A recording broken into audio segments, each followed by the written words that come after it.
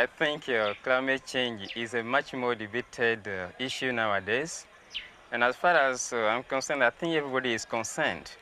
My point of view is that developed countries are countries that pollute much more the environment. And they should be the one also to provide solutions and means in order to change the climate. So what I think is that they have to do something, they have to contribute a lot because they are the one polluting the environment. So they should be the one to contribute a lot in order, to get our environment back in normal conditions.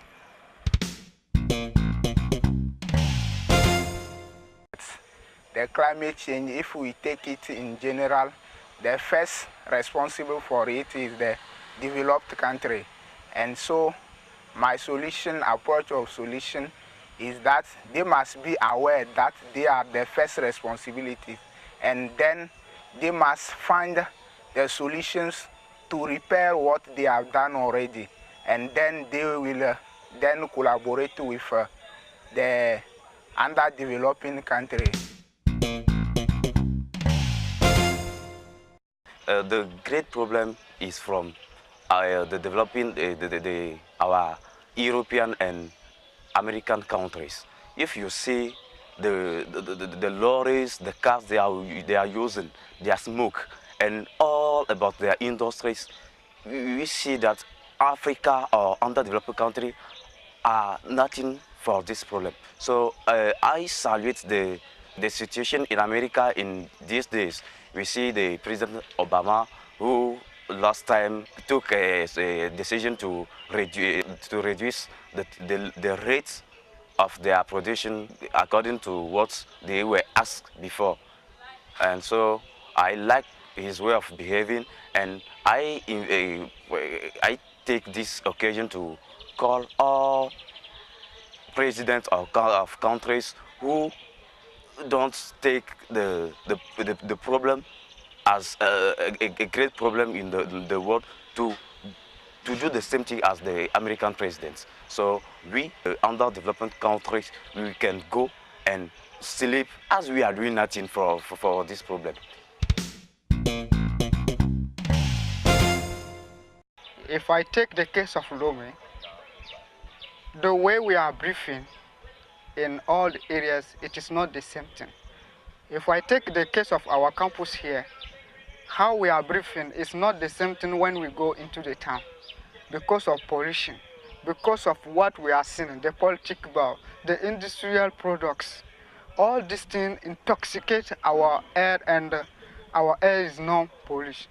So if something is happening, there is some causes. It is the development countries which is the base of this climate changement.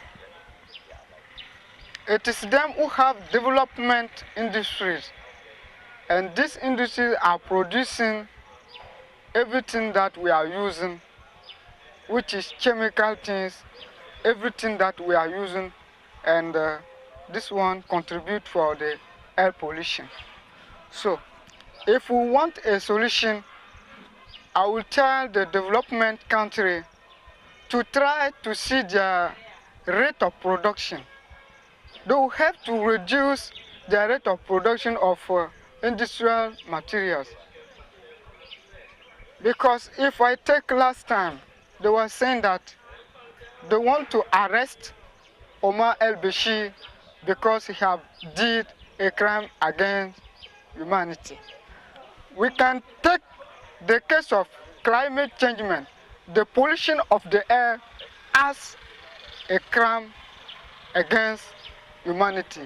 So if we are going to arrest all peoples who have did or who have done crime against humanity, it means that we are going to arrest all the development countries. So we are not going to arrest them, but I want them to change what they are doing. I want them to know that what they are doing have an important impact on the life of non-development country or African country. If we take the case of Togo here, we don't produce anything. It is true that we are consuming what they are producing, or it is us who is the people who need it. But we are not producing. So they will think about, they will have something to share with us because our air is polluted. So they will try to see their production.